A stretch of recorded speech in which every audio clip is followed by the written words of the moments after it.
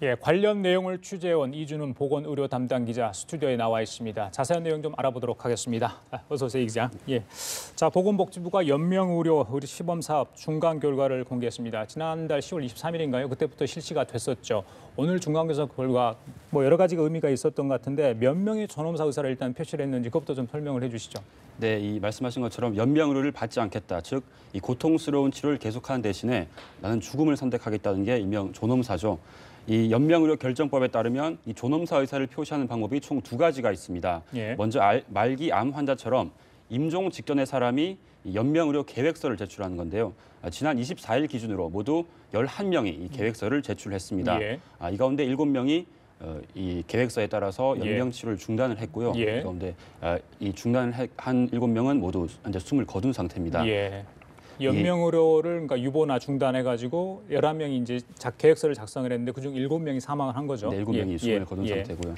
이 또 다른 이제 존엄사 표시 방법은 제가 지금 가서도 할 수 있는 건데 지금은 환자가 아니지만 나중에 연명 치료를 받을 상황이 됐을 때 받지 않겠다라고 이제 사전에 미리 의향서를 제출하는 건데요. 이 의향서는 모두 지금까지 2,197건, 그러니까 한 2,200건 정도 접수가 된 상태입니다. 그래요. 지금 뭐 이제 한 달 조금 지난 상황인데 조금 많이 접수가 됐다 이런 얘기도 들린 것 같습니다. 자, 존엄사 한 7명, 이분들 굉장히 어려운 상황에서 이제 죽음을 선택하지 않나 싶은 생각이 드는데 어떤 질병을 앓고 있었고 또 남녀 성비도 좀 궁금하고요.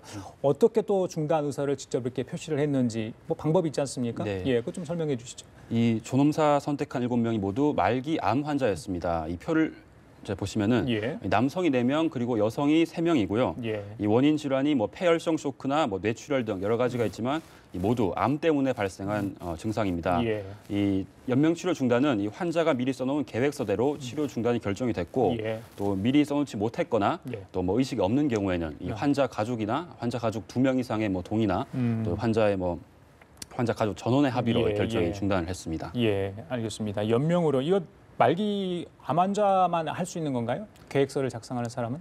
아닙니다. 그 말기 암 환자뿐만이 아니라 이 임종 직전의 사람, 그러니까 이 개념이 조금 이제 설명을 드려야 될 것 같은데 이 임종 직전의 사람이라고 하는 건 더 이상 이제 치료를 해도 회복이 불가능하거나 이제 뭐 더 이상 이제 나아질 가능성이 없다는 판정을 이제 의사 2명에게서 받은 요 개념을 의미를 합니다. 그렇기 때문에 더 이상 이제 회복 가능성이 없다는 이제 판정을 의료진으로부터 받은 사람이 이 대상이 될 수 있는 거기 때문에 암 환자라고 해서 다 이 연명 치료 대상이 되는 건 아닙니다. 그렇군요. 연명의료 결정법 이게 도입된 배경과 또 취지가 있죠. 네.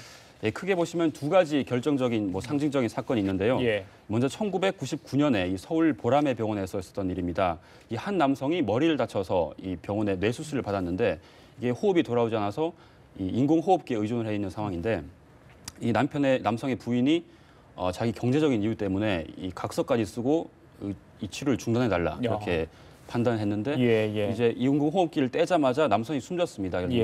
그런데 나중에 법원이 이 남성의 이제 부인은 물론 의료진까지 살인 이제 방조죄로 이제 유죄 처벌을 했거든요. 그렇기 때문에 이 의료계에서는 이제 논란이 굉장히 컸었고 병원에서 당연히 이제 앞으로는 퇴원을 절대 시키지 않겠다 뭐 이런 이제 문제점이 이제 발생을 했는데 그러다가 10년 뒤인 일명 또 김할머니 사건이 발생을 했습니다. 이때는 이 가족들이 식물인간 상태인 노인의 인공호흡기를 떼달라고 이제 법원에 요청을 했습니다. 근데 대법원이 이 요청을 받아들였고 이 받아들이면서 이 판결문에 뭐라고 썼냐면 이 경우에는 인간으로의 존엄과 가치 그리고 행복 추구권에 따른 결정이었다 이렇게 판시를 했습니다.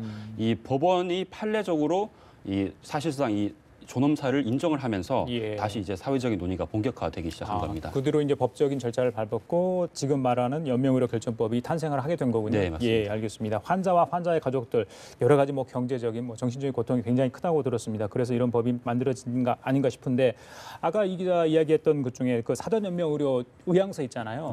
그게 한 2,000건이 지금 넘는데 그 일반인이 지금 신청을 할 수 있는 거잖아요. 네, 맞습니다. 이거는 신청하고 나서 나중에 본인 생각이 바뀌면 철회할 수 있는 겁니까? 네, 맞습니다. 이 신청 조건은 아까 말씀드렸다시피 제가 지금 가서 할 수도 그러니까 성인이면 할 수 있는 거죠. 성인이면 누구나 할 수 있고 병이 있든 없든 다 할 수가 있는 거고요. 뭐 이제 세브란스 병원이나 뭐 충남대 이렇게 현재 병원이 지정이 돼 있군요. 네, 현재 전국에 이제 서울과 대전, 충남 이렇게 5개 기관이 현재 이제 신청을 받고 있고요. 아까 말씀하셨다시피 지금 한 2,200건 정도 접수가 됐는데 예. 매주 신청자가 늘어나고 있다고 합니다. 근데 이게 이 연명 치료를 중단하는 법이 아무래도 환자 의사 그리고 본인의 의사가 가장 중요하기 때문에 예. 뭐 신청을 했다고 해서 그걸 철회할 수 없는 게 아니라 나중에라도 이제 뭐 변경을 하거나 철회가 얼마든지 가능합니다. 가장 궁금한 게 이 환자가 내가 연명 치료를 중단하겠다 의사 표시가 불가능할 때, 그러니까 의사 표시하는 방법도 물론 있을 거고요. 이거 어떤 경우가 있는 겁니까? 네, 크게 보면 총 3가지로 나눠볼 수가 예. 있습니다. 근데 뭐 아무래 이제 환자 상태가 안 좋다고 하더라도 현재 환자가 의사 표시를 할 수가 있으면 뭐 크게 문제가 없겠죠. 예. 근데 이제 만약에 이제 환자가 의사 표시를 할 수 없는 상태다. 예. 그러면 이제 한 2가지 정도로 크게 보면 이제 사례를 나눌 수 있을 것 같은데 예. 이 환자 의식은 없는데 이 환자가 의사 표시를 할 수 있는 상황, 혹은 이 환자의 가족들이 이 환자가 이런 이제 더 이상 치료를 받지 않겠다고 의사 표시를 할 수 있다고 이제 확인을 한 상황. 예. 이럴 때는 이 환자 가족 2명이 동의를 하면 이제 중단을 할 수가 있고, 그런데 뭐 의식도 없고 더 이상 의사 표시를 할 수가 없는 상황이라면 예. 뭐 환자 전원이 다 합의를 해야만 의사 중단을 환자 할 수가 가족 있습니다. 전원이 합의를 해야 환자 되는군요. 가족 예. 전원이 그리고 중단. 의사 2명의 확인이 필요한 상황이군요. 네, 맞습니다. 알겠습니다. 그리고요, 이 환자 가족이 없는 환자가 있지 않습니까? 네, 이런 그렇죠. 경우에 연명의료 중단화가 유효할 수 있는지 그 부분도 좀 궁금한데요. 설명을 좀 해주시죠. 네, 뭐 홀몸 노인처럼 이제 가족이 없고 그렇죠. 이런 경우에는 이제 아까 전에 설명드린 이 기준을 적용할 수가 없는데 예. 뭐 미리 이제 이분들께서 이제 의식이 없는 이제 의식을 잃기 전에 아까 말씀드린 이제 뭐 계획서를 미리 작성을 했다면 문제가 예, 없지만 예. 이 계획서 없이 의사를 표시할 수 없는 상태가 되면 예. 이 가족이 없는 경우에는 이 중단을 할 수가 없습니다. 알겠습니다. 그리고 그 대상자가 아닌 사람에게 연명치료 의료를, 그러니까 치료를 중단하게 되면 뭐 처벌을 받게 되는 겁니까? 네네. 지금은 이제 대상자 아닌 사람을 연명치료를 중단했다가는 예. 이게 3년 이하 징역이나 3천만 원 이하 벌금을 이제 받게 돼 있습니다. 그러면 의료진이 받는 겁니까? 그 결정을 네, 한 사람이? 의료진이 받게 됩니다. 아, 그렇습니까? 네, 그런데 이제 내년 당장 이제 시행을 해야 되는데 예. 그러다 보면 이제 현장에 혼란이 좀 있을 그렇죠. 수가 있지 않습니까? 예, 예. 그렇기 때문에 이 처벌 조항은 약 1년 정도 유보를 한 상태입니다. 아, 그렇군요. 알겠습니다. 자, 안락사, 존엄사 여러 가지 있는데 이게 연명의료 치료 중단 뭐 이런 건 다 같은 개념입니까? 어떻습니까? 이거는 달라요? 네, 이게 엄밀하게 따지면은 예. 조금 다른데요. 이게 보시면은 이 연명의료라는 게 아까 이제 목숨을 유지하는 행위, 그러니까 뭐 심폐소생술이라든지 또는 뭐 항암제를 놓는다든지 또 인공호흡기를 부착한다든지 이런 거를 이제 임종 직전이 와도 이 행위를 하지 않는다는 걸 의미하는 거지. 예. 이게 뭐 안락사처럼 뭐 어떤 약물을 투여해서 이 사람을 이제 약간 적극적으로 예, 예. 안락한 죽음을 맞이하게 하는 것과 조금 차이가 있고 예. 또 아까 말씀드렸다시피 이게 뭐 환자라고 다 되는 게 아니라 이 사람이 더 이상 회생이 불가능하다는 판정을 의료진으로부터 받아야만 한다는 제약이 있기 때문에 이게 환자의 뭐 선택에 따라서 무조건 이제 죽음을 선택할 수 있다 이렇게 보는 존엄사와도 엄밀히 따지면 조금 개념이 차이가 있습니다. 다르군요. 예. 자, 마지막으로요. 이제 내년 2월 4일 정도 이제 본격 시행되는 걸 알고 있습니다. 아마 보건복지부에서도 미비한 점이 있으면 보완을 할 수 있는 시간을 막 갖기 위해서 이 시범 사업을 실시하는 걸 알고 있는데 국민들이 잘 모른다 이런 이야기도 있어요. 정부 쪽에서 이런 것들 좀 다시 보완을 해야 될 것 같고 미비하거나 보완할 점이 있다면 어떤 게 있습니까? 네, 일단 그 지난해 한 연구팀 조사에 따르면 이 국민 10명 중에 한 8명 정도가 이 연명 치료를 받아야 되는 임종 상황이 왔을 때 이 치료를 받지 않겠다. 이렇게 한 10명 중에 8명이 받지 않겠다. 이런 이제 인식 조사 결과가 나온 적이 있습니다. 그러니까 어느 정도 이 뭐 존엄사법, 이 연명치료 중단에 대한 어느 정도 이제 뭐 사회적 합의라든지 어느 정도 분위기는 무르익었다고도 볼 수가 있는데 아까 말씀하신 것처럼 아직 좀 미비한 점이 있는 건 사실이죠.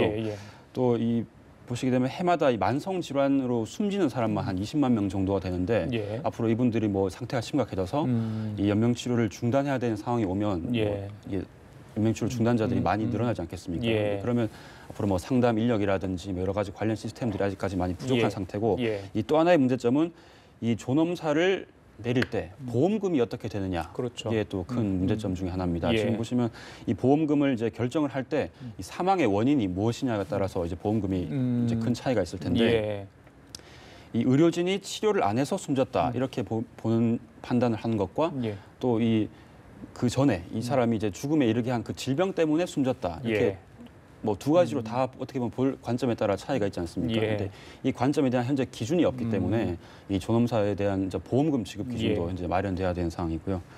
또 아직 뭐 아무래도 국민 정서상 또 이게 아무래도 뭐 본인이 선택을 했다고 하더라도 이 죽어가는 사람을 그대로 내버려 둔다. 이게 이거에 대해 또 반감을 가진 사람이 또 있을 수 있지 않겠습니까? 그렇기 때문에 뭐 앞으로는 뭐 교육이나 홍보나 이런 것들이 앞으로 좀 더 필요해 보입니다. 그래요. 알겠습니다. 자, 오늘 여기까지 듣도록 하죠. 지금까지 이준음 의료보건 담당 기자와 함께 얘기 나눠봤습니다. 수고했습니다. 네.